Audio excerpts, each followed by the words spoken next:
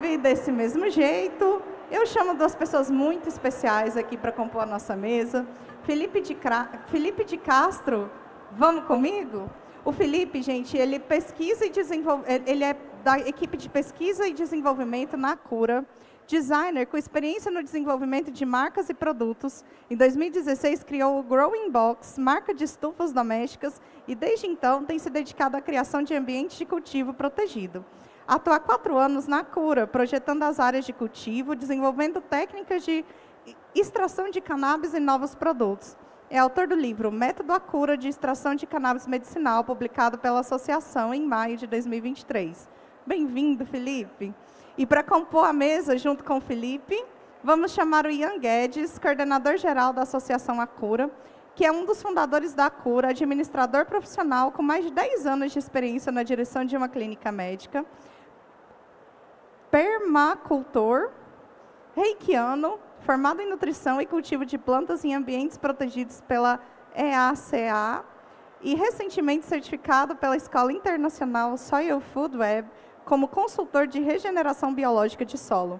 É paciente medicinal de cannabis terapêutica, cultivador de cannabis há mais de 12 anos e também atua como consultor em cultivos de cannabis medicinal e regeneração de solo. Que legal, reikiano. Então, vamos ter muita coisa para falar aqui, hein? Bem além da matéria, adoro. Bem-vindos, o microfone é de vocês. Felipe, Ian. Obrigado. Eu acho que quem vai fazer toda a introdução e a preparação para o conteúdo que a gente vai apresentar hoje sobre extração é o Ian. O Ian é a raiz desse processo. Ele vai falar sobre cultivo e que é o que inicia todo o meu trabalho. Então, Ian, por favor, cara. Obrigado, Felipe. Obrigado a todos. Eu queria agradecer a Expo Cannabis pelo espaço da gente poder falar um pouco do nosso trabalho. Então, meu nome é Ian Guedes, eu sou coordenador geral da associação e sou responsável também pelo cultivo da associação.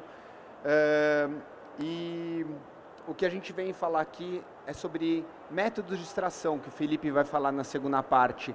Mas eu vou introduzir um tópico que o Dr. Guilherme estava falando agora, que tem a ver com qualidade, né? Então, qualidade, na verdade, ela não tem nada... Os slides para controlar o próximo, para passagem, como que faz? Só um segundinho. Para passar slide... Não tem problema.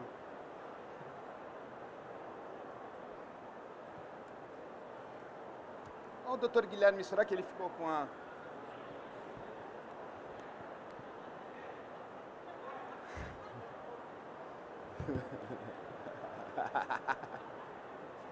Tudo bem, doutor? Obrigado. Olha, parece um vaporizador. Como é que funciona esse... Não dá para usar. Só apertar, só puxar. Então, pessoal, vou começar de novo aqui. Meu nome é Ian Guedes, eu sou coordenador geral da associação e também sou responsável pelo cultivo. A gente veio fazer aqui um bate-papo sobre métodos de extração. A gente fez um livro do nosso método, o Felipe vai falar mais sobre isso, mas para você extrair qualquer tipo de flor de cannabis, você precisa produzi-la, né? Então a gente vai primeiro falar um pouquinho sobre um tópico que é muito importante, que é qualidade. E quando a gente fala sobre qualidade, na verdade o Dr. Guilherme que estava aqui agora, ele falou muito sobre qualidade, não tem nada a ver com ser bom ou ruim, mas são muitas vezes características específicas que um produto ou um serviço tem, tá? Que são pré-determinados. E uma coisa que é muito importante quando a gente fala sobre qualidade é começar com métricas. Então, quando a gente está falando em cultivo de cannabis, a gente está falando em concentração de canabinoides, concentração de terpenos, rendimentos e muitos outros números que são muito importantes da gente levar em consideração. Lembre-se, a gente está falando aqui de cannabis medicinal, isso é um palco sobre isso, e isso começa a distinguir uma cannabis comum de uma cannabis para fins medicinais. Quando a gente fala sobre qualidades, a gente fala também sobre satisfação do seu paciente, né? Então, a gente tem que falar sobre medidas que que vão ajudar o paciente a ter a satisfação dele, né? A gente tem que trazer consistência para o seu produto, para o seu óleo, para a sua extração e para a sua inflorescência. Então, todos são métricas que ajudam a gente a guiar todo o nosso trabalho. A gente tem que conseguir repetir esses processos, né? Então é importante que a gente tenha sempre essas métricas para poder perpetuar todo esse processo e atender às necessidades do nosso paciente e dos nossos médicos que fazem as prescrições. Então quando a gente fala, por exemplo, em eu acho que eu passei aqui, desculpa, em repetibilidade, a gente tem que saber que a nossa flor que vai ser extraída, ela sempre tem uma consistência. E isso vai diferenciando o que a gente faz com cannabis medicinal do que é uma cannabis comum, tá? Quando a gente fala em qualidade, é muito importante que a gente consiga sempre melhorar os nossos processos. Nada se começa... Desculpa, pessoal. A gente tem que conseguir melhorar os nossos processos e trazer repetibilidade para tudo que a gente faz, tá? E isso, por exemplo, na cura, a gente foi melhorando de ciclo em ciclo. A cura existe já faz 6 anos que a gente faz esse tipo de trabalho. E a gente foi implementando todos os processos para conseguir atender tanto os nossos pacientes quanto os médicos. E é um processo que vai se construindo e a gente vê que realmente começa a diferenciar e distanciar o que é feito para objetivos de tratamento do que é feito simplesmente para alguém que quer produzir uma cannabis comum. E quando a gente fala em medicina, a gente tem que entender que o que a gente está produzindo, ela tem uma necessidade terapêutica, que ela é passada pelo médico, mas que também tem que ser alinhada com a necessidade que o nosso paciente tem. Então, isso é extremamente importante e tem a ver com as qualidades do que a gente vai fazendo. Então, a gente começa a selecionar as genéticas que têm as propriedades, os canabinoides e as concentrações que os nossos pacientes precisam. E quem coordena todo esse processo são os nossos médicos. E todos esses pontos, eles têm a ver com qualidades específicas. E quando a gente fala em qualidade, como eu falei inicialmente, não tem nada a ver com ser bom ou ruim, mas ter características específicas que precisam ter uma certa consistência e precisam entregar para o paciente aquilo que ele precisa para o seu tratamento. Então, quando a gente produz cannabis para fins medicinais, a gente precisa se atentar a todo o processo, desde a seleção genética até conseguir perpetuar os resultados que a gente almeja para conseguir atender os nossos pacientes e as necessidades que os médicos propõem. E isso é um processo que é construído e que precisa ser feito com muita atenção. Então, quando a gente fala em cannabis medicinal, a gente tem que se atentar a todas essas características específicas que determinam a qualidade de um produto. Então, para deixar tudo essa conversa mais clara, a gente sabe que toda cannabis tem potenciais terapêuticos, mas não é toda cannabis que foi cultivada e foi feita para ser um remédio, para ser uma cannabis para fins medicinais, tá? Então, quando a gente produz cannabis para fins terapêuticos, elas precisam seguir características específicas que fazem elas atenderem às necessidades do paciente e aos processamentos que vão ser feitos, tá? Então, para terminar essa minha introdução que fala sobre qualidade de um produto que vai depois ser extraído, eu queria trazer aqui um conceito muito interessante. Há alguns meses atrás, eu fui fazer uma vivência sobre café especial. E eu tive uma aula com o professor Flávio Borém, e ele trouxe alguns conceitos muito importantes sobre café especial. Né? Café, a gente cresceu durante muito tempo achando que café é café, né? Mas existem cafés distintos, assim como existem cannabis distintas. E são essas métricas, esses objetivos, esses acompanhamentos, o aperfeiçoamento de todos os processos que fazem o café especial, ou fazem a cannabis especial, ou fazem a cannabis ter características para serem transformadas em um remédio de segurança e qualidade. Então aqui eu gostaria de trazer esses pontos, que eu vou usar aqui a minha colinha para ilustrar.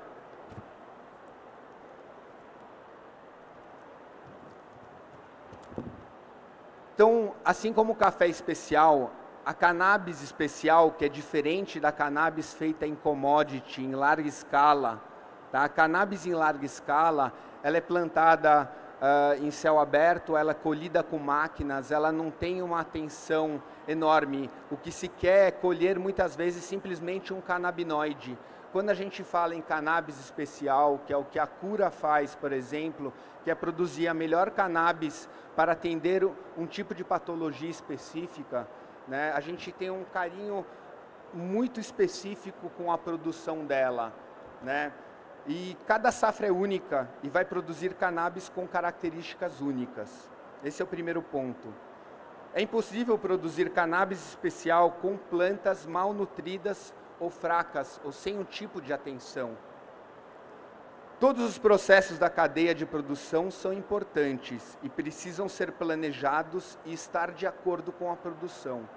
Então não adianta produzir cannabis que você não consegue processar. Hoje em dia a gente vê muita gente querendo fazer produções grandes, né, de cannabis, entusiasmadas com essas mudanças políticas que estão acontecendo no nosso cenário. E tudo isso precisa ser levado em consideração, né? A cura da cannabis faz com que suas características positivas sejam acentuadas, tá? Isso quer dizer que você pode melhorar ou acentuar as características da inflorescência e colher o que tem de melhor nos processamentos pós-colheita, inclusive nas extrações. É possível produzir cannabis especial, não importa o método de cultivo, pode ser hidropônico ou pode ser orgânico, né? E qualquer tipo de pós-colheita, mas é importante prestar atenção em cada uma dessas etapas. Evitar contaminação e ter processos claros e bem definidos faz com que as características da inflorescência sejam preservadas. Nós não queremos surpresas no processo de produção, nós queremos que tudo saia conforme planejado. Isso evita a perda das características positivas por necessidades de adaptação e imprevistos, tá? Se a colheita e processamentos forem mal feitos, a gente vai perder todas essas características criadas durante o cultivo de cannabis. E a produção, ela precisa ser escalonada de acordo com o fluxo de processamento e distribuição, para que a inflorescência não seja armazenada a ponto de degradar. Então, acho que vocês entenderam um pouco sobre o tópico qualidade. Qualidade, como eu disse antes, não tem nada a ver com bom ou ruim, mas tem a ver com características específicas que você deseja. Então, se você quer produzir uma cannabis para fins medicinais, ela precisa ser feita com esse objetivo.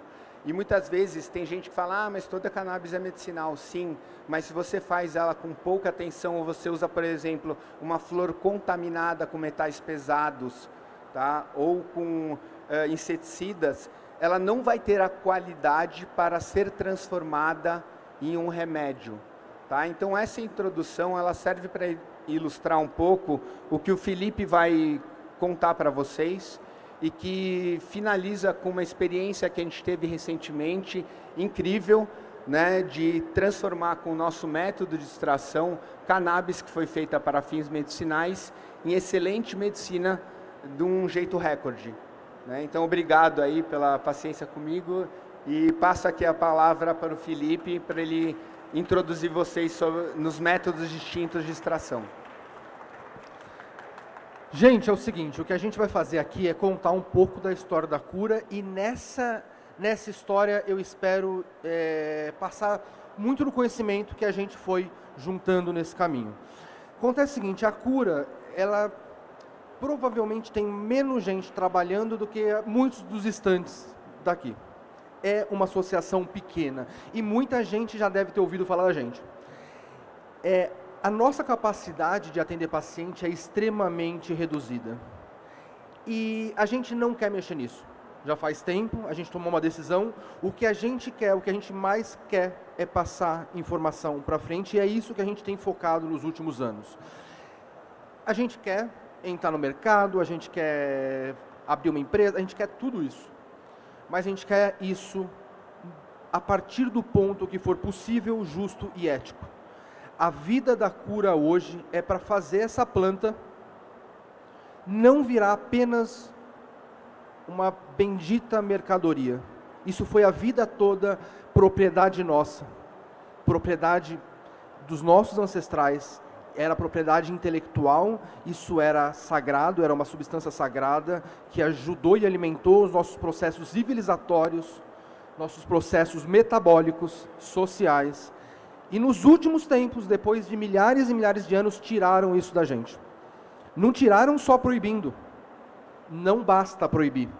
Enfiaram muita mentira na nossa cabeça. E hoje em dia, a vida da cura é tentar desmontar essas mentiras. E é isso que a gente está fazendo, e é por isso que a gente vai passar todo o processo de escolha, de construção do que hoje a gente chama de método da cura, que acabou criando um livro, criando cursos, criando vídeos, criando forma de a gente conseguir tentar trazer mais gente para o barco.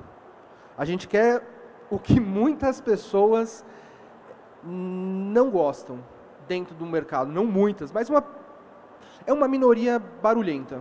A gente tem muito amigo, é muito delicioso vir aqui nesse lugar, porque a gente está nesse mercado há muito tempo e a gente vê que não existe mercado, o que existe ainda é um mercado em desenvolvimento, mas tem muita gente se ajudando.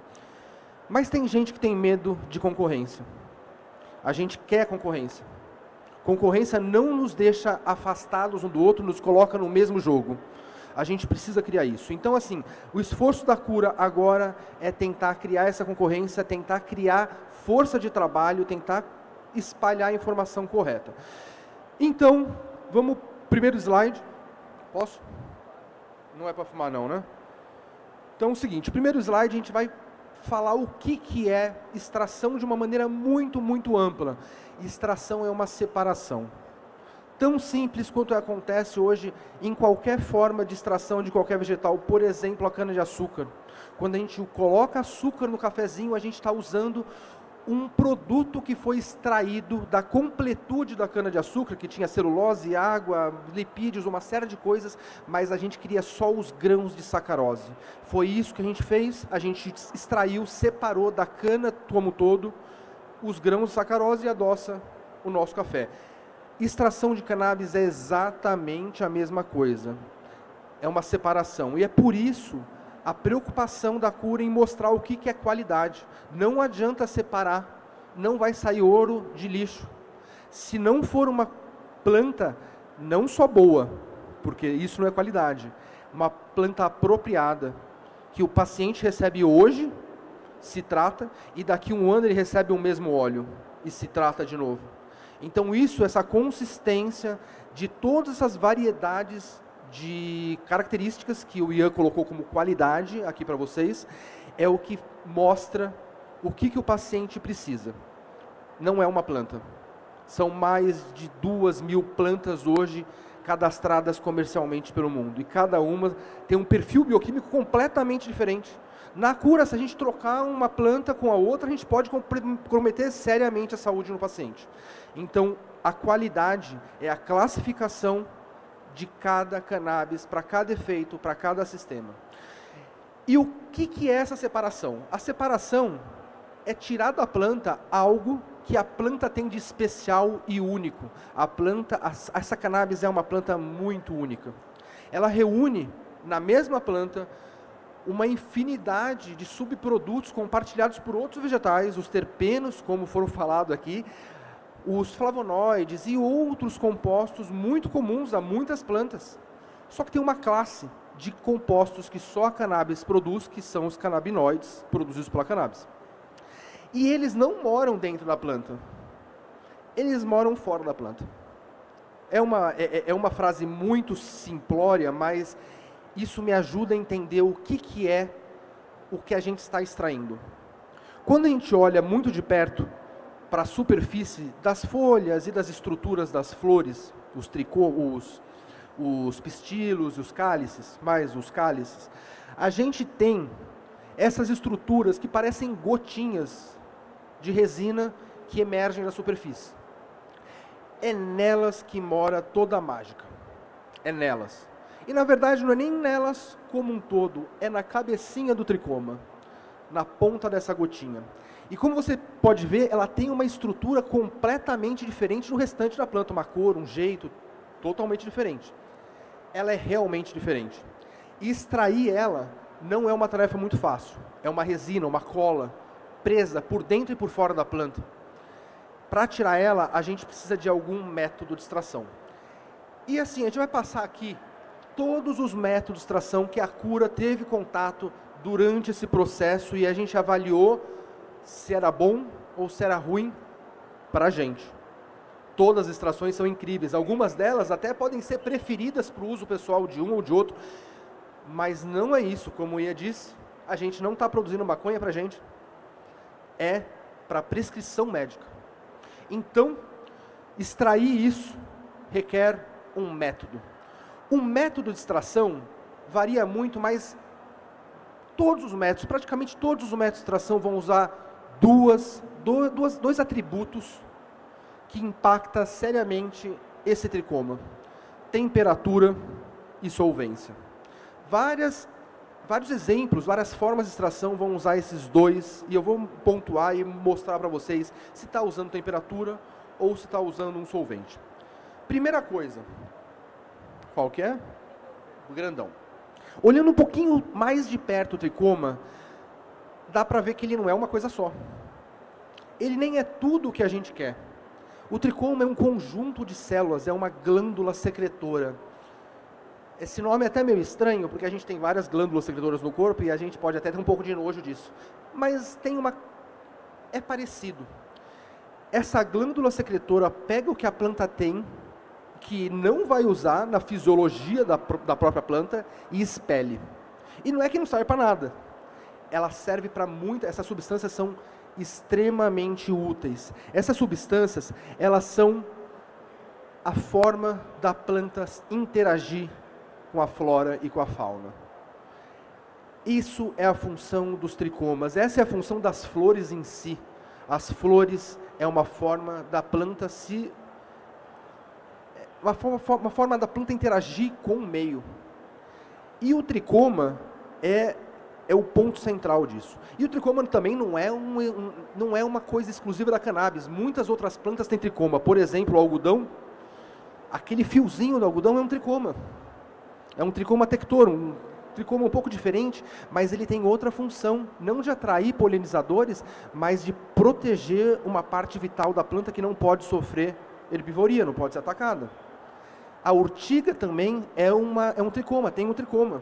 Muito parecido, é um tricoma secretor, muito parecido com a cannabis, e também tem essa função de proteção. A cannabis tem uma função diferente. O tricoma, ele tem tanto a função de proteção contra vários agentes da natureza, o sol, o calor, perda de água, umidade, mas também tem uma função para atrair polinizadores e dispersores de semente. Não sou só eu que acho muito gostoso. Abelhas, a fauna de uma forma geral, tem uma particularidade com os canabinoides da cannabis. Isso realmente impacta quase todos os seres vivos. Quase todos os seres vivos, com exceção dos insetos, de alguns outros, não tem sistema endocannabinoide, mas todos os mamíferos têm. Isso é uma substância desejada pela fauna há milhares e milhares ou milhões de anos. Só que o que está realmente no nosso alvo não é essa basezinha, esse corpo do tricoma, não é essas células basais, não é essa parte amarela, que é como se fosse uma grande usina do tricoma, é lá onde as últimas substâncias, os últimos canabinoides vão ser sintetizados, e sintetizados eles vão armazenados nessa cavidade secretora, essa parte mais bege, tem essas pontinhas, esses pontinhos representados os canabinoides, os flavonoides, os óleos terpenoides de forma geral, é ali que mora a mágica, ali que mora todas as substâncias terapêuticas. E em volta do tricoma, você tem uma complexidade enorme. E eu estou falando isso por um motivo. O tricoma não é inteiro o nosso alvo. O nosso alvo é só o óleo armazenado na cavidade secretora. Então, extrair com alta eficiência não é tirar o tricoma inteiro para a questão medicinal, tá? Não é tirar o tricoma inteiro, não é tirar a base do tricoma, não é tirar pedaço de planta, não é tirar coisas que estão por dentro da planta, é tirar só isso. E hoje a gente vai ver quais são os métodos que a gente consegue tirar o mais focado possível esses alvos. A primeira coisa que a gente vai mostrar para vocês, vantagens e desvantagens, é uma das formas mais tradicionais do mundo inteiro de se fazer óleo de cannabis, mais fácil, mais simples, mais acessível, e ainda bem que existe. Garante a vida de muito paciente pelo mundo, garante a vida de associações no Brasil que atendem 40% desse mercado. RSO. Assim, tem como melhorar muito isso. O RSO é um óleo que não tem uma concentração tão grande alvo, ele tira muitos elementos da planta que a gente não quer, que não são alvo, mas ele é possível de ser feito por um paciente em casa, com o que você tem na cozinha hoje. Se você consegue fazer um bolo e um café, você consegue fazer um óleo de maconha na tua casa. Isso é importantíssimo. A gente olhou para esse método com muito carinho, gostou muito disso, mas a gente falou, dá para melhorar isso. Não é tão interessante. O álcool utilizado, o solvente utilizado para essa extração, penetra dentro da planta e tira da planta tudo que é hidrossolúvel, clorofila, resíduos sólidos, material celular. Não é nada disso que a gente quer estar para fora da planta. Olhamos para RSO, legal, bacana, mas a gente quer fazer melhor. O próximo exemplo que a gente teve, deu até medo.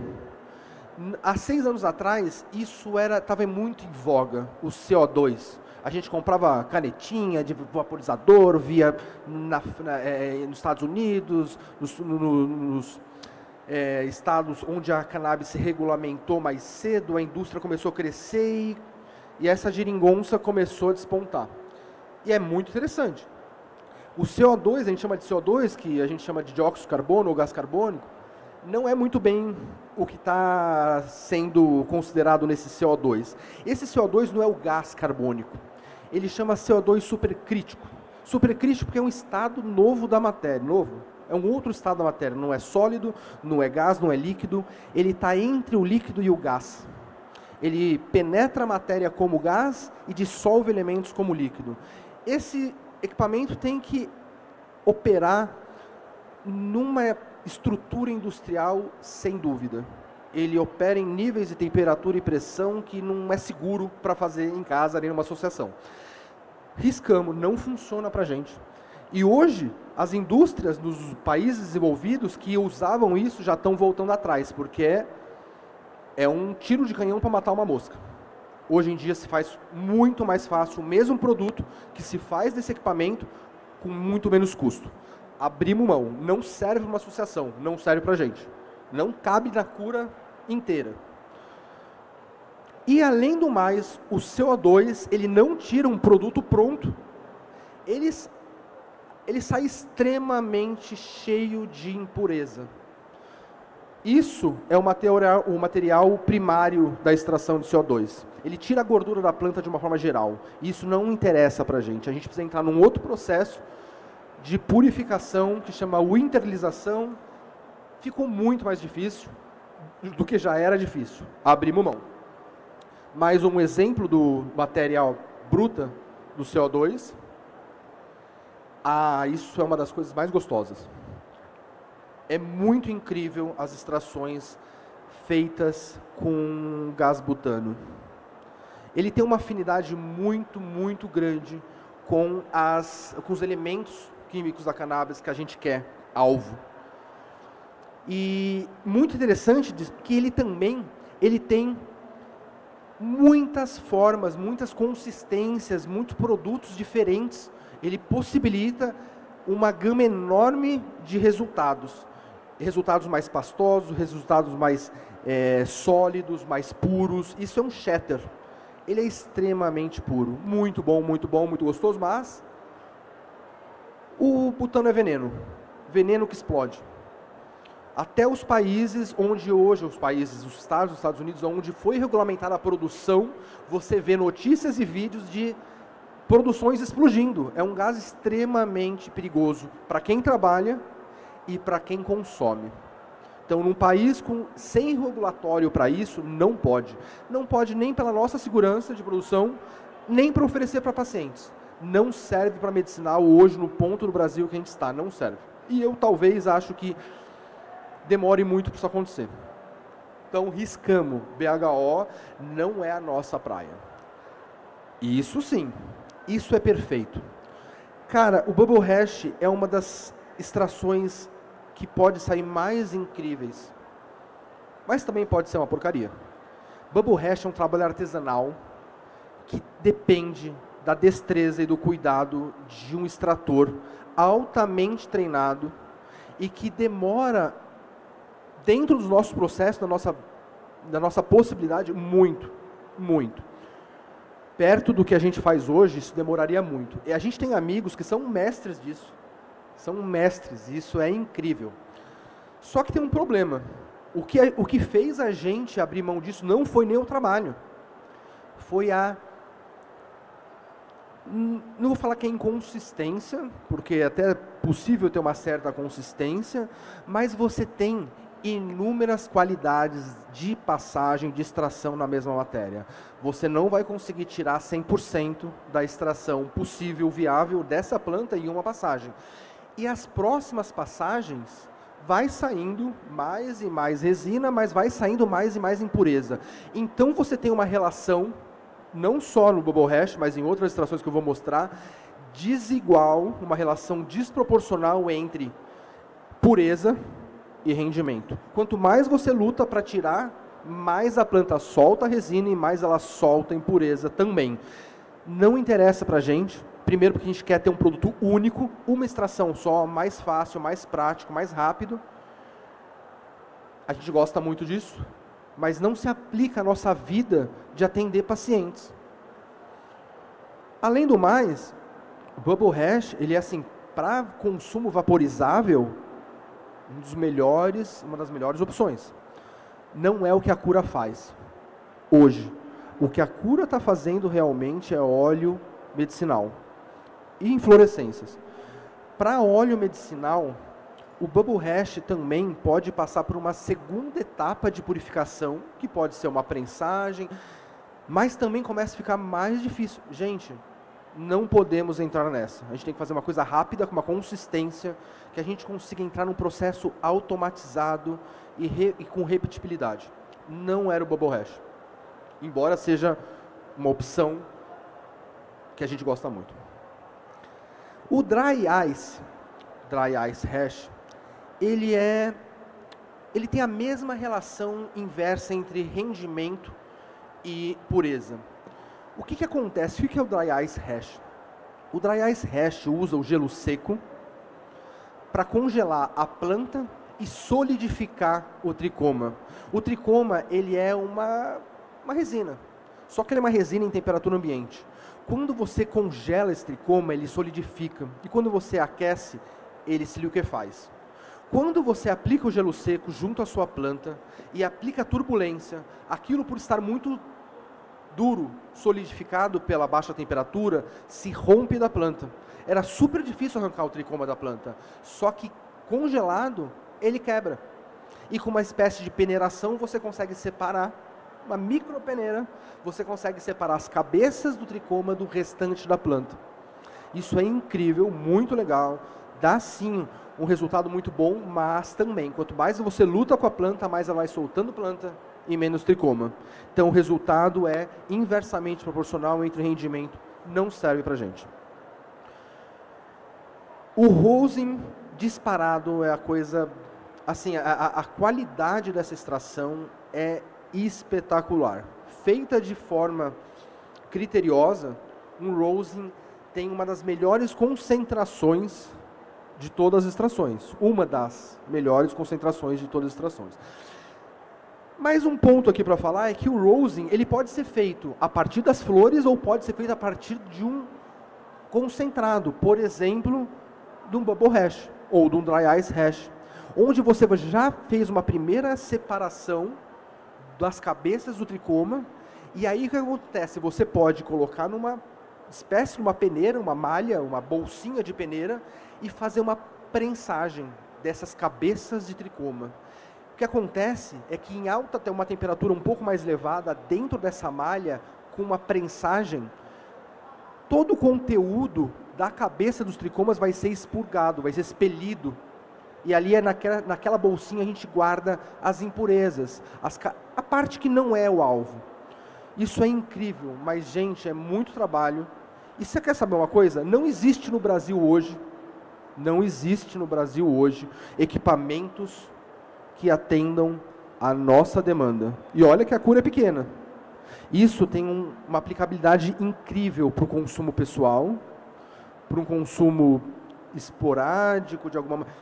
Mas colocar isso num sistema com as opções hoje para prensar de 5 em 5 gramas, 30 em 30 gramas, não funciona. É muito trabalho, horas e horas, dias e dias. Então, abandonamos rosin também, por mais que seja uma das extrações que eu mais gosto. Esse é o resultado do rosin. É um óleo muito, muito puro. Esse é o conteúdo do tricoma sendo expelido da prensa. Uma coloração perfeita, uma consistência perfeita, e aí a gente tem até um produto já finalizado, um rosin finalizado. Você vê que ele é vitrificado, de tão puro, de tão, sabe, cristalino. Incrível. Gente, depois de passar em tudo isso, a gente precisava escolher o método. RSO é um rendimento muito bom, concentração é baixa, pureza baixíssima, passagem única, isso é bom, é rápido, você tira quase tudo, RSO você tira até mais do que a planta tem, fica até pesado, porque você está tirando um monte de coisa que não era para você tirar, então o rendimento é ótimo. Praticidade, super prático. Estrutura, você não precisa de nada, o que você fez café e bolo, você faz óleo de maconha.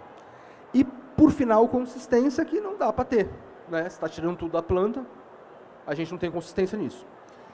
O CO2 a gente abriu mão, porque ele é muito bom, só que praticidade e estrutura, impeditivo para a gente, para uma associação, para uma empresa que acaba de acontecer no Brasil, sem capital, sem estrutura, tudo que a gente tem é boa vontade. Não funciona. O BHO é o veneninho, que no Brasil eu não consumiria, de verdade. A gente não sabe o que é feito aqui. Em grande parte é feito com gás de isqueiro, melhor não. Bubble hash e dry ice hash tem essa relação inversa entre rendimento e qualidade, a gente abriu mão. Rosin, a gente usa só em noite de gala, não dá, é caro, é difícil, é custoso, demorado. Aí tem um negócio, álcool criogênico. Isso abriu nossos olhos. A gente gostou muito de todos os pontos desse processo, só um que é impeditivo, que é a estrutura, é caro.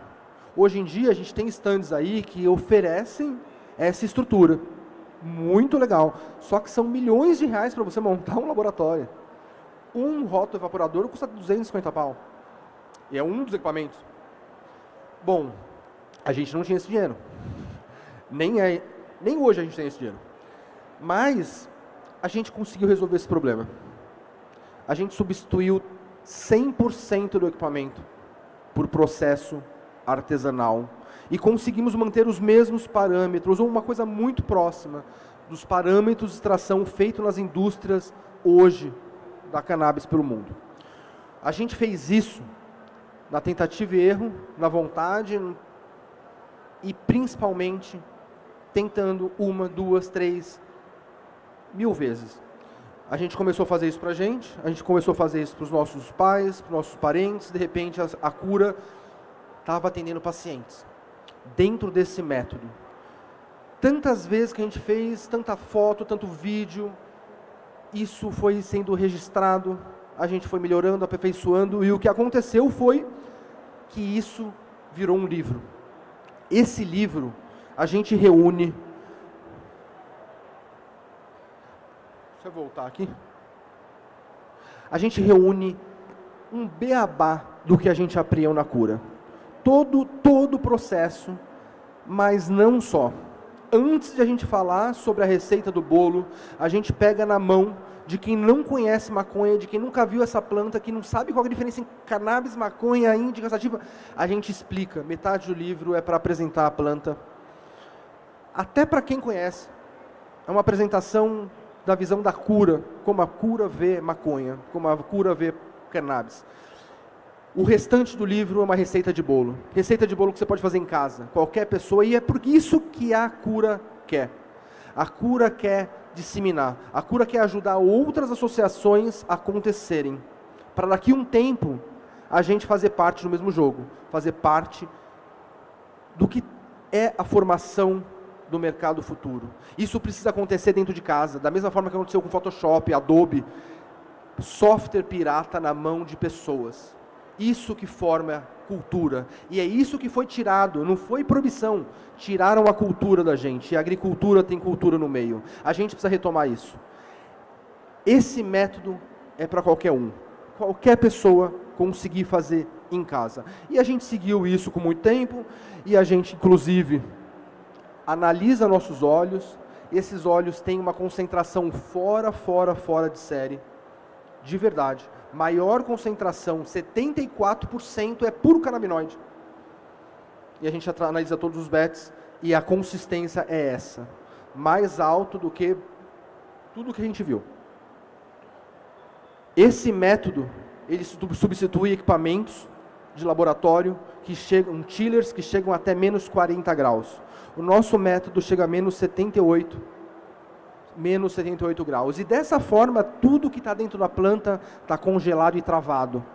O álcool percorre e passeia só por volta, só dissolvendo tricoma, e não acessa o interior da planta, não retira clorofila, não retira matéria orgânica, não retira nada. E a gente consegue fazer uma extração em uma passagem de uma forma total da planta, com tudo que a planta tem para tirar. Beleza, seguimos isso a vida inteira, distribuindo o livro. Há um mês atrás, um mês passado, a cura foi contratada para ajudar uma indústria nova no Brasil de cannabis, com uma capacidade de produção de 4 toneladas por ciclo. E eles estavam com um problema. O problema deles é que eles montaram um equipamento, eles montaram um laboratório de extração de última geração. E esse laboratório tem a capacidade de processar 6 quilos por dia. Eles estavam com um gargalo enorme e a gente montou um outro laboratório artesanal no meio da fazenda, dentro de um container, para processar 1/4 de tonelada em 2 semanas. Eu, meu irmãozinho aqui, e a gente treinou a galera da fazenda. Esse foi o resultado. A gente colocou, junto com um amigo nosso, um parceiro nosso, todo esse método que a gente fez para fazer em casa, numa indústria já preparada para o regulatório de produção de cannabis no Brasil. Então, os laboratórios que custavam milhões de reais, agora custam milhares. E agora a gente está treinando pessoas, e num processo que em 3, a gente produz em 2 semanas, talvez 30 quilos de extrato. A gente processa 60 quilos de matéria seca por dia. Igual uma velha boleira, igual uma senhorinha, igual um senhor padeiro, na mão. Porque é isso que sempre todo mundo fez com essa planta. Não é ciência de última geração, é simplesmente o sumo de um vegetal. E isso aqui não é nada demais. O que é a riqueza de tudo isso é o que o Ian cuida. É a planta em si. O processo de separação é só uma coisa que a gente tem que aprender para lidar isso o resto da vida. O cuidado mesmo é com o vegetal. E depois que a gente construiu esse processo, esse laboratório, a gente montou o laboratório. O Ian conseguiu comprar esse laboratório inteiro em uma semana. A gente levou para o interior, montou isso na mão, depois treinou o pessoal. E isso rendeu a adaptação do nosso método artesanal para um método industrial. E agora a gente está querendo ajudar com esse processo novas empresas, não que já tem 4 milhões para comprar apartamento, um equipamento, uma estação de extração completa, não. A gente quer ajudar desde a pessoa mais solitária, envolvida no próprio autoconsumo, até as associações maiores, empresas, negócios, empreendimentos, pequenas empresas, para a gente conseguir fazer isso se difundir no Brasil. Não tem nada a ver com concorrência, não tem nada a ver com dinheiro, não tem nada, tem com a gente não cair na cadeia, a gente não demonizar mais de metade da população, a gente não olhar para essa planta como se fosse o demônio, porque não é. E a gente está vendo isso agora. Isso precisa voltar para a nossa mão, precisa ser nossa propriedade, plantar. Ela precisa acontecer antes de acontecer nas grandes indústrias, ela precisa acontecer entre nós, para que a gente tenha acesso e faça parte dessa economia que a gente ajuda a alimentar. Porque daqui a pouco, essas pessoas que vão ganhar muito dinheiro com isso, que não sabem o que é maconha, não sabem o que é cannabis, não sabem que gosto tem, que cheiro quando colhe, não sabem nada. Não sabe o que alguém sabe quando senta 10 minutos numa roda de baseado. Eles vão vender a nossa cultura para a gente. E a gente precisa se preparar para fazer parte disso. Então a jornada da cura tem a ver com isso. Em repatriar a maconha para a gente. É isso que eu queria passar para vocês. Obrigado.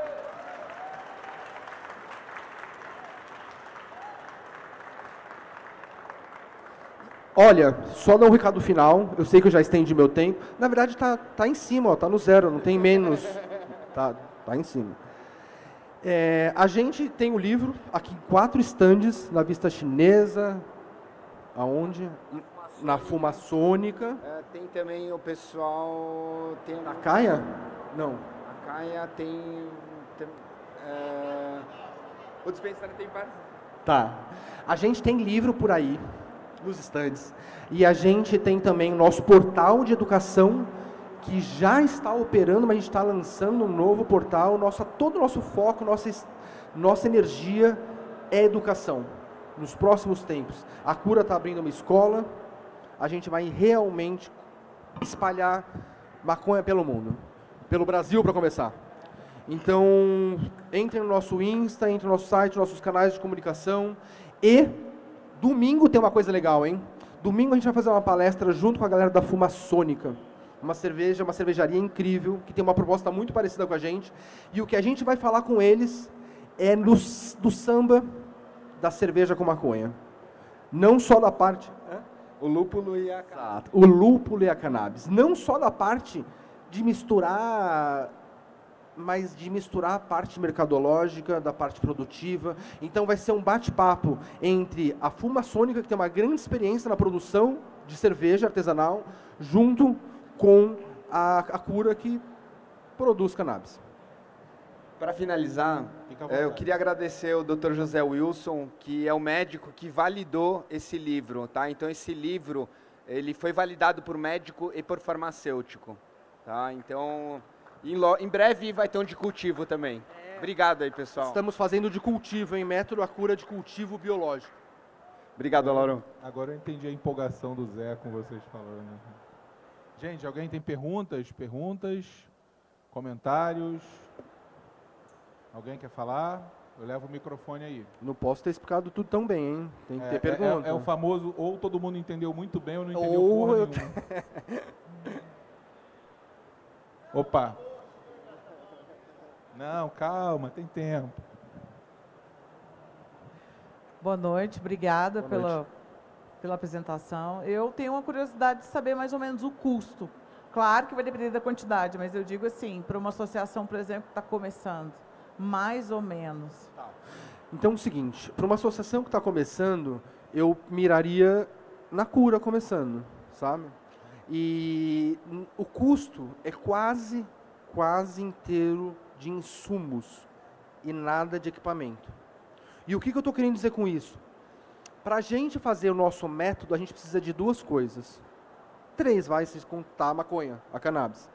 Além das flores, a gente vai precisar de insumo. A gente vai precisar de álcool de cereais, que é abundante no Brasil e barato. Em certos fornecedores, a gente consegue comprar por mais barato do que o próprio álcool que vende no mercado. E o gelo seco. Esses 2 insumos é grande parte do seu custo. O resto, a cura começou fazendo em recipientes de vidro, pote de palmito de 3 litros. É esterilizável, é temperado, ela consegue receber essa diferença de temperatura. E para fazer os outros processos, como eu te disse, a gente já tem na cozinha uma chapa elétrica, o congelador, seja lá o que você precisar, você já tem o que você precisa para fazer o método da cura. O que muda é escalar. Se eu quiser fazer para 1000 pacientes, eu não posso mais usar os potes de geleia, os potes de palmito, eu vou ter que comprar panelas de inox, recipientes de inox. Exato, equipamento de cerveja. Mas a gente está fazendo uma adaptação tupiniquim com o que tem no Brasil, para chegar próximo da indústria, mesmo sem capacidade de capital. Né?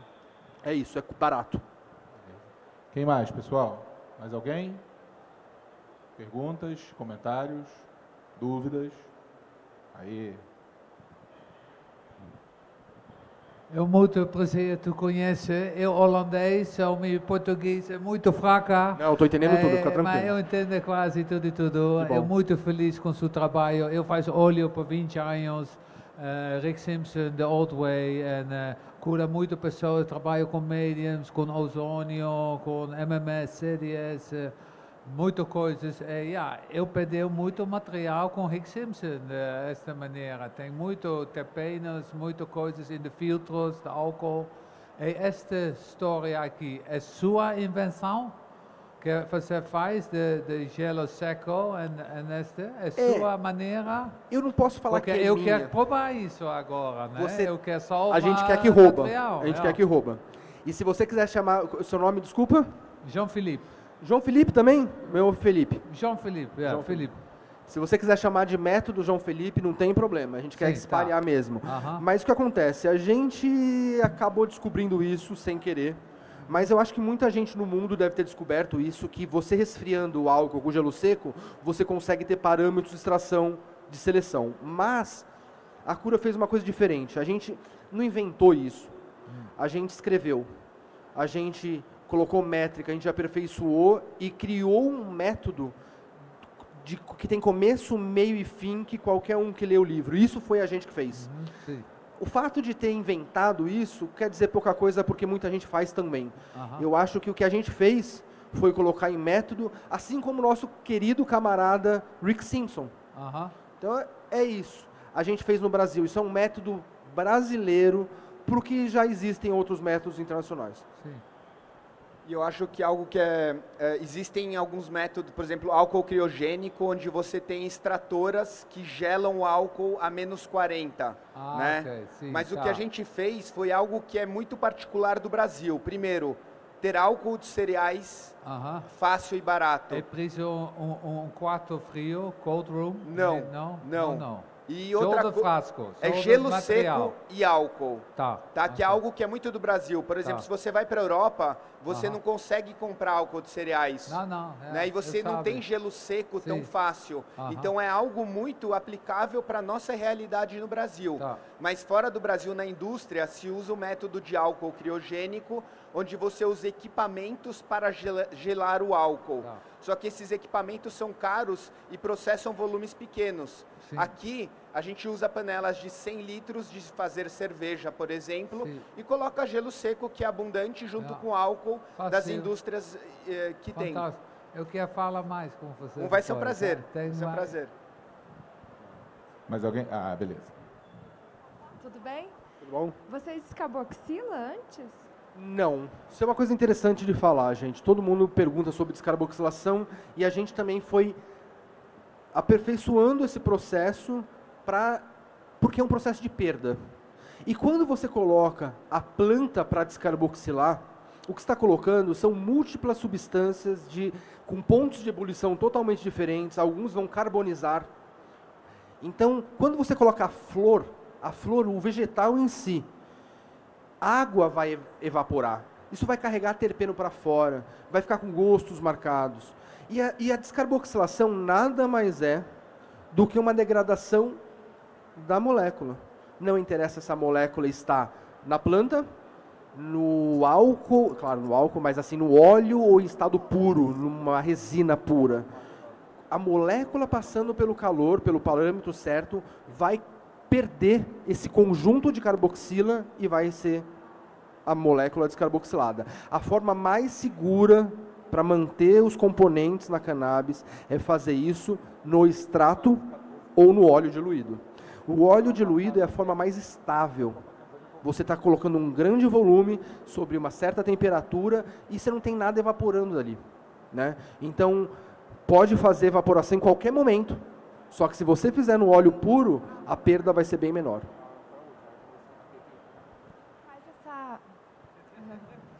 Você faz ele aquece antes de diluir?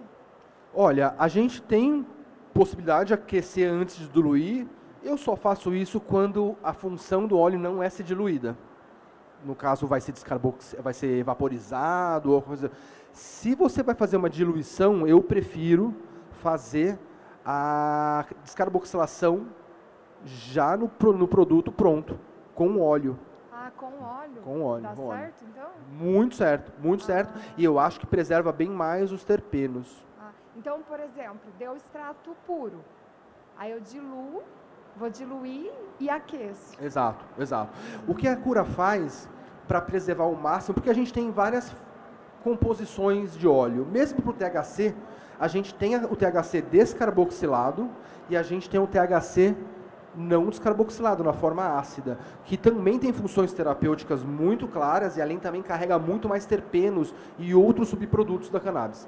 Então, a gente primeiro faz o óleo pronto e o que for descarboxilado, a gente descarboxila. E o que não for, o óleo já está pronto, não descarboxilado. Sempre diluído. De uma forma bem artesanal, eu em casa, eu estou dando um eco aqui, deixa eu passar para cá.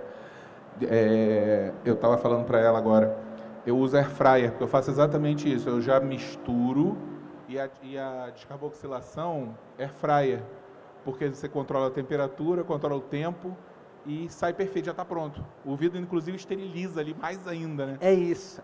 Isso é uma verdade, entendeu? Então usem air fryer. Gente, quando você for fazer cebola em conserva, uma das coisas que você tem que fazer para fazer conserva é pasteurizar, não descarboxilar, mas você tem que higienizar. E a gente passa, depois da geleia, da cebola pronta, muitas vezes isso por uma temperatura alta, que já ajuda a esterilizar a mistura, que micro-organismos não se desenvolvam ali. Então isso ajuda no seu óleo também, ainda mais quando você vai estocar ele por muito tempo. Então, de alguma maneira, você passa ele por um processo de descarboxilação, fecha e esquece ele. E isso vai ajudar bastante até na esterilização. Eu acho que um ponto interessante, a gente tenta manter ou armazenar os nossos extratos em forma ácida, né, porque daí a gente pode fazer o que quiser com ele depois. Né? Nós somos uma associação pequena e a gente cresceu muitas vezes customizando as necessidades que os médicos pediam para o paciente. Né? Então a gente cresceu tendo os extratos ácidos e daí depois montando de acordo com a necessidade do paciente. Hoje em dia já é um pouco mais complexo fazer isso, né? Mas... Então quer dizer que a ativação não acontece na evaporização?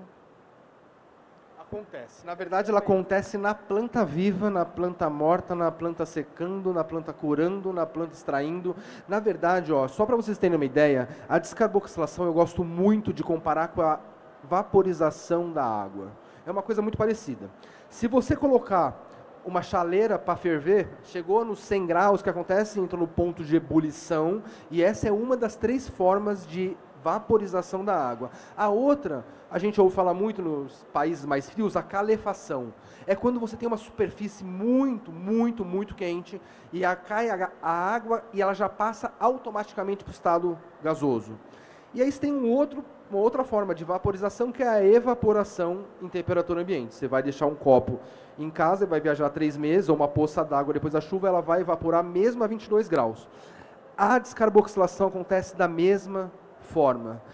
É uma degradação que acontece com o tempo, ou seja, plantas mais velhas vão estar mais ativadas, plantas que passaram por mais calor estarão mais ativadas, mas você consegue também fazer um processo controlado, colocar em um X tempo, tal temperatura, para que isso aconteça. Mas a planta está descarboxilando até no pé. Você até a planta viva está, de alguma maneira, isso é o que acontece em grande parte com os tricomas ficando maduros. Os tricomas vão ficando maduros, os canabinoides vão se degradando e vão transformando em outros canabinoides, inclusive o THC ácido para o THC. Então, descarboxilação está acontecendo o tempo todo. Se você não tem uma planta jovem, você vai ter que descarboxilar menos. Se sua planta é super jovem, colheu, está fresh frozen, certamente você vai ter que descarboxilar mais. Deixa eu te perguntar, olhando ali a página do livro ali que você colocou, você acaba tirando 2 produtos, por exemplo? Sim. O que acontece? Ó? A cura, eu vou falar mais ou menos, então assim, não dá para explicar todo o processo de extração, mas o gelo seco, ele tem um custo, tá? E ele tem um custo, ele ajuda você a manter durante um tempo. Então, quando você tem menos tempo ou menos custo para gastar, você tem menos oferta de gelo seco. A cura, como trabalha em pequenos lotes e tudo mais, a gente realmente investe no gelo seco. E no álcool. O gelo seco, o álcool, a gente é generoso com álcool e é suficiente para cobrir todas as plantas. É isso, tudo está bem submerso. Mas o gelo seco, ele toma volume e ele vai sublimando, vai passando do estado gasoso do estado sólido para o gasoso direto. E isso vai durando um tempinho.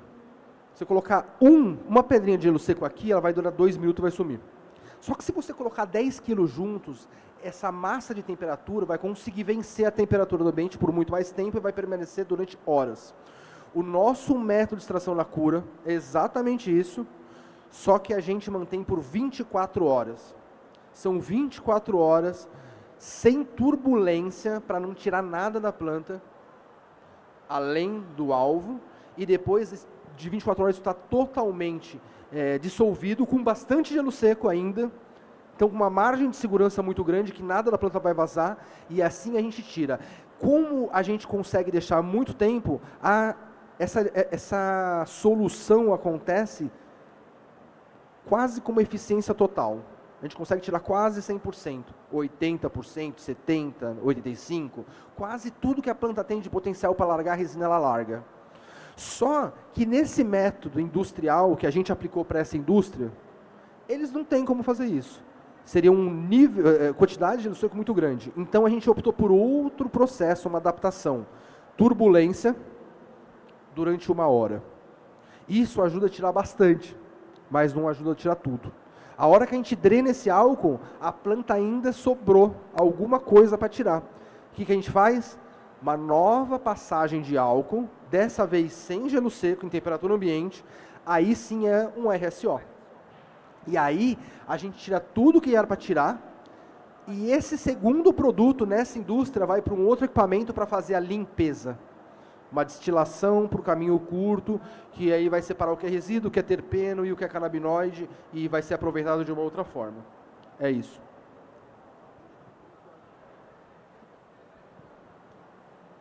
The 50 liters, how do you get the oil out of it? How you extract it? Ok, seguinte. A gente, na verdade, faz uma mistura na panela.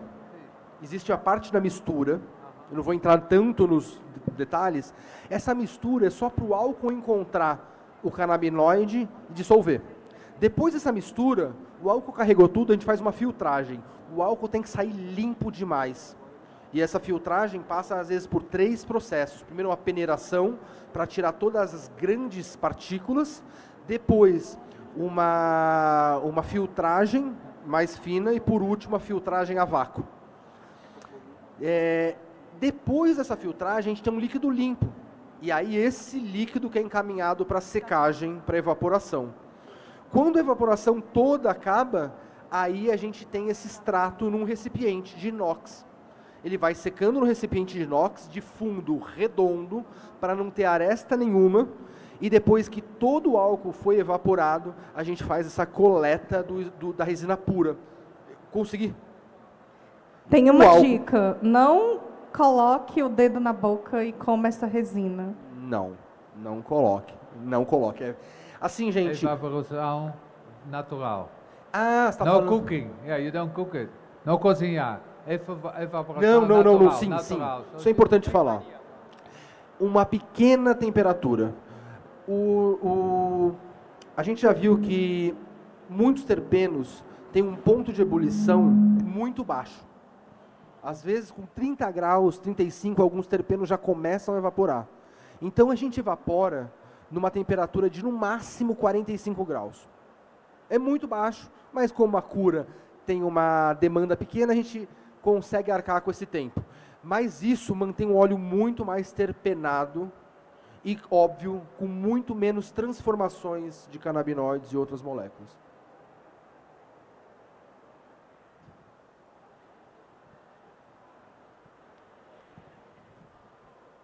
Depois, na hora da diluição, aí você chega até qual temperatura?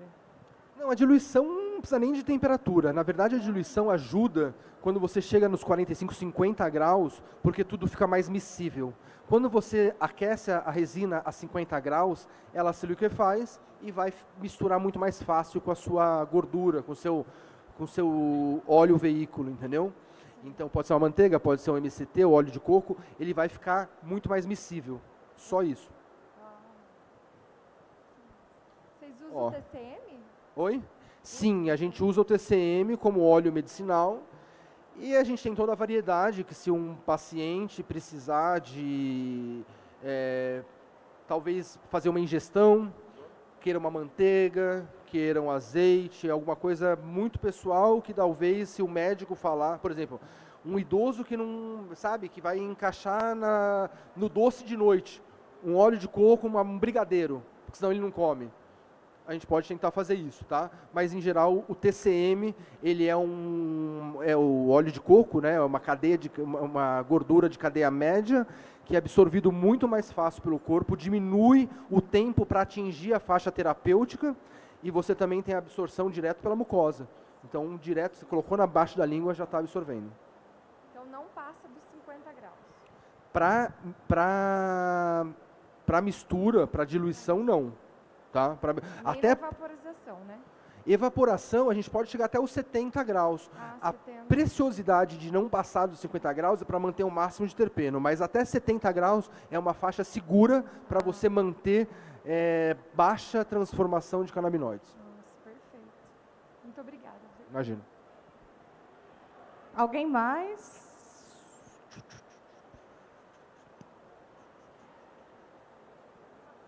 Gente, eu só tenho um compromisso na terça. Vocês podem Obrigado. perguntar à vontade. Eu ia...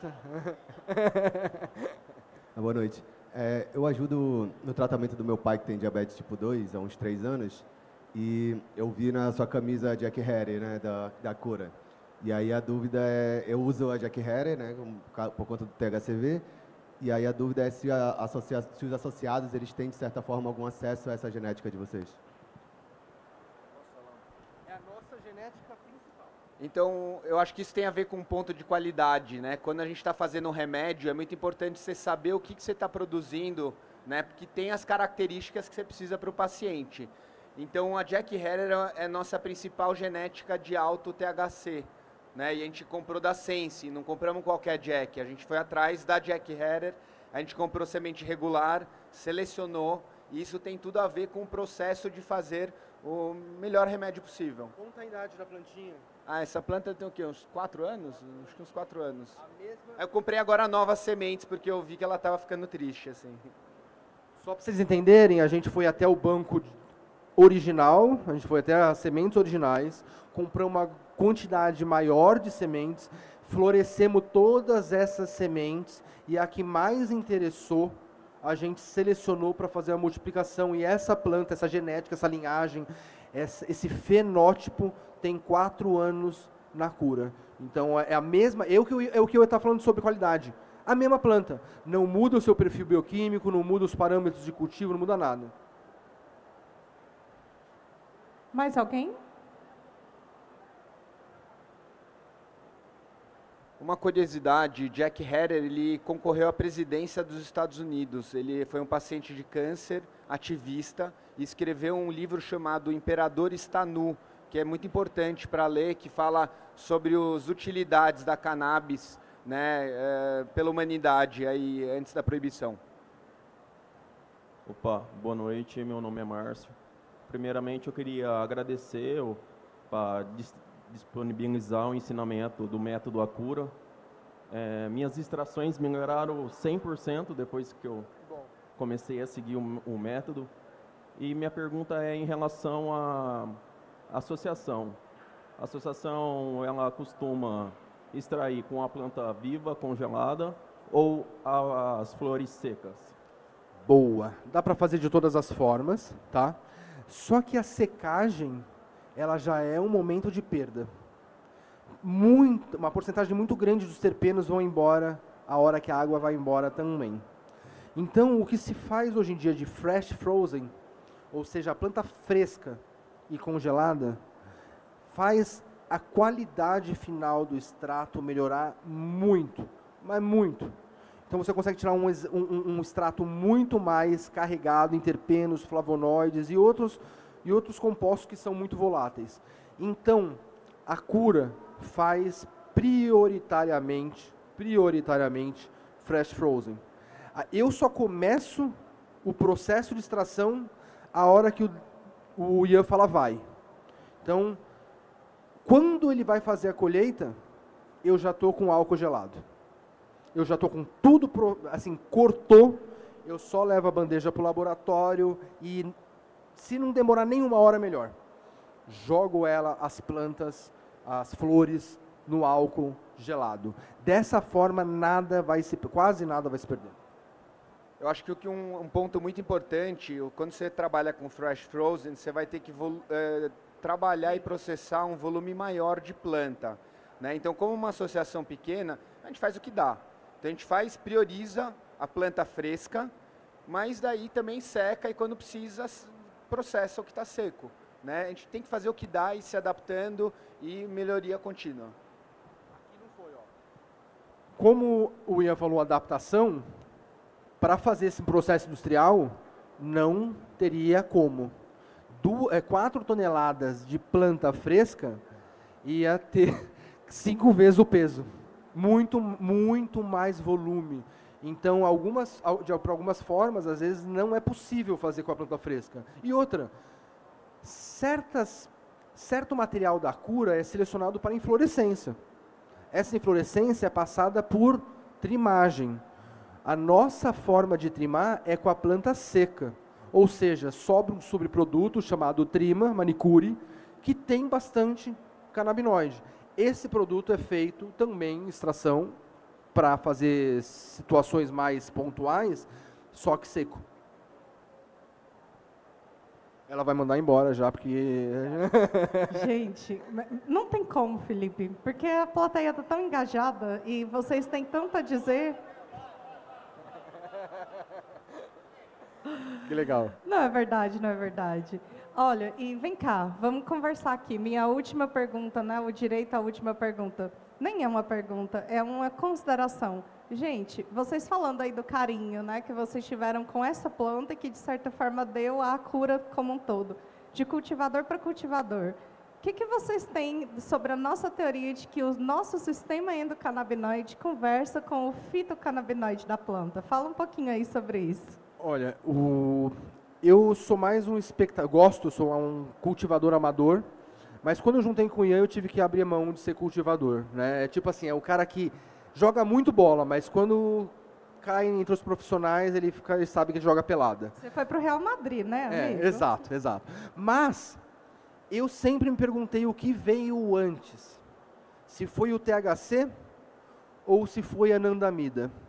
Porque existe um análogo ao THC, esse negócio que a gente gosta de fumar e dar barato, e larica, e sono e tudo mais, ou todos...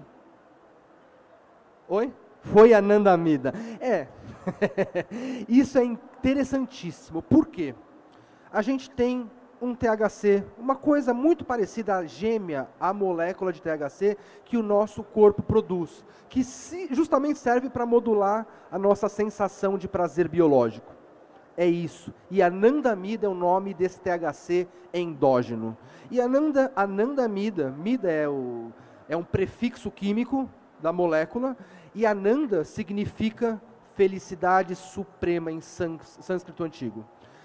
Esse anandamida é o que a gente produz para ajustar a nossa fisiologia.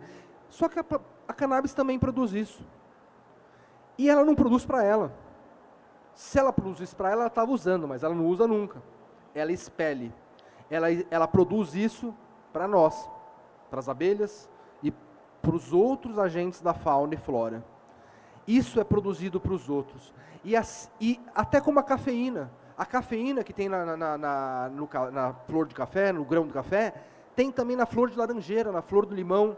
E essas substâncias servem para atrair e repelir certos agentes da natureza. Da mesma forma que tomar um café aguça a memória do marimbondo, e ele sabe dessa forma como chegar naquelas plantas que tanto foram impactantes na fisiologia dele. Então as plantas produzem isso, não a glicose que ela produz para ela, não os carboidratos, os açúcares que ela produz para ela, mas esses subprodutos do metabolismo secundário, ela produz para o restante da natureza. Então assim, a maconha está aí produzindo isso porque a gente precisa e porque os outros seres precisam também, ou de alguma maneira conseguem absorver. É uma relação entre a fauna e a flora. E é da relação da vida metabólica com a flora que todos os seres vivos conseguiram... Obrigado. Que todos os seres vivos conseguiram as condições de sobrevivência. Então, em um dia lá atrás, a gente teve contato com uma planta, e essa planta tem a mesma substância que a gente precisa no nosso corpo. Por que isso? Eu não sei, mas que tem. E isso não é à toa. Eu já acho que tudo isso serve para comunicações interespécie, de certa forma, né? Então mostra como aqui nesse planeta a gente tem que viver de forma mais consciente e colaborativa e comunitária, né? A gente tem isso também com a psilocibina, né? E tem até teorias como é que chama? Do macaco chapado, né? Chapado. Sim, teoria do macaco chapado. Então, eu acho que todas essas substâncias mostram que as espécies se dependem e têm que se relacionar e se relacionam, e isso é parte da tecnologia desse planeta, da vida nesse planeta. Com certeza, Ian. A analogia, né, do sistema endocannabinoide humano e da planta, a planta, ela teoricamente produz mais fitocannabinoides quando ela está sob estresse. Então, ela seria o nosso HPA, né, o nosso eixo hipotálamo adrenal. Então, quanto mais a gente estimula o nosso eixo HPA, mais a gente produz certos tipos de corticoide, cortisol, né? E a planta é justamente isso. Ian, desde que eu passei a cultivar a cannabis, eu entendi assim, como ela muda, como ela modula a nossa medicina como um todo, né? E eu até falo aqui de cultivadores, né? É tão gostoso quando eu chego nas meninas, todas as minhas plantas têm nome, por isso que eu achei muito legal quando você falou que as suas Jack Headers são derivadas de uma só, né? E discuta um caso com ela, algo que eu tô com mais delicadeza, mais minúcia, né? Às vezes eu termino a consulta com o paciente, chego no meu grow e falo, pô, querida, me ajuda aí, o que você acha que vai mais para esse paciente? E aquele momento, né, de dar uma acalmada, relaxar, pensar um pouco mais no caso e colocar o nosso sistema endocannabinoide para conversar. Coisa que só uma planta de cannabis faz por você, né? Gente, eu agradeço imensamente a participação de vocês, foi lindo. De verdade, assim, ver a plateia interagindo, tentando saber o que é, entendendo como que vai aplicar isso em casa, né, com o pai, com ele, como que eu vou melhorar minhas extrações. Faz tudo valer a pena. Muito obrigada. Gratidão, viu?